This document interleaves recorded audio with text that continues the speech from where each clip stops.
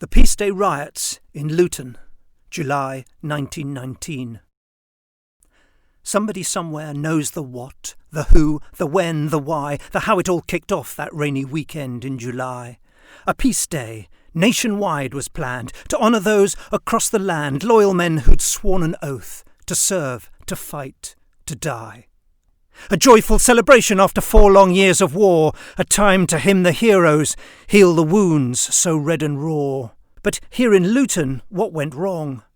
Voices proud weren't raised in song. Let us ask some questions, we have to find out more. How decent men who'd served the cause, unflinching, brave and bold, a generation's valour pledged and then for poppies sold. From crowd to mob that night were turned. A torch was lit, the town hall burned. 100 years have passed, and yet the stories must be told. Don't forget to remember, as the pages of history turn. Don't forget to remember, or none of us ever will learn. Somebody somewhere knows the truth and where to lay the blame. For history to be satisfied, it helps to have a name. But hindsight shows it isn't fair to single out the hapless mayor. It wasn't him alone behind this sorry day of shame. The council played their doubtful part, so too the stern town clerk. A service for ex-soldiers rashly banned in Wardown Park. And those men too were so divided, who should march, quite undecided. Protestations, doubts and fears on history made their mark. A children's medal would be struck. A presentation made to those who, orphaned by the war, might march in the parade.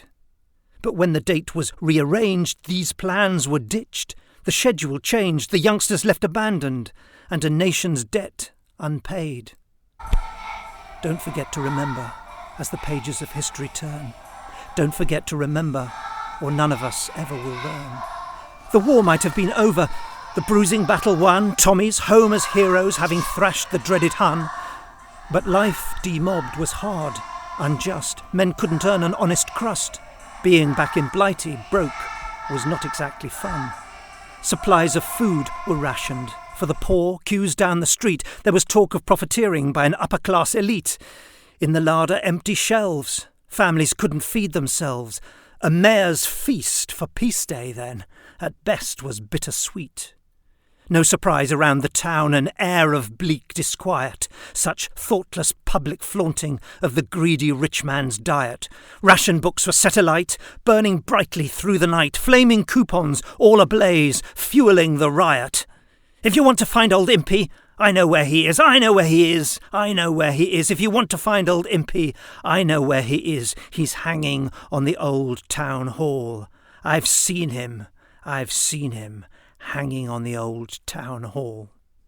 Somebody somewhere threw the first stone. Somebody made a first stand. Who was the lawless someone who found that first brick in their hand? All along George Street, windows were smashed. Firemen were threatened. Their hoses were slashed. At least in the carnage, nobody died as the flames of defiance were fanned. The garage, Hart's Motors, for petrol was raided as trouble began to unfold. Pianos from Music Shop, Farmer & Co. onto rubble-strewn pavements were rolled. Umbrellas, some perfume, odd slippers, a book. These were the spoils the rioters took, looting and fighting and bawling out songs as the worst of the chaos took hold. Soldiers brave returning, lives on hold and no one earning, passions high and unrest churning. Town officials still not learning kept those home fires stoked and burning. The town's public clock, in a shower of sparks, struck its last midnight and fell. In honour of lives lost in earlier wars, no longer would sound that proud bell.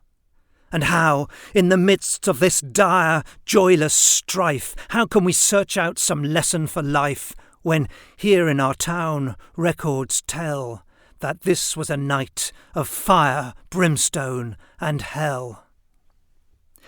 Don't forget to remember as the pages of history turn. Don't forget to remember, or none of us ever will learn. Don't forget to remember, in the past our tomorrows are set. Don't forget to remember. Remember not to forget.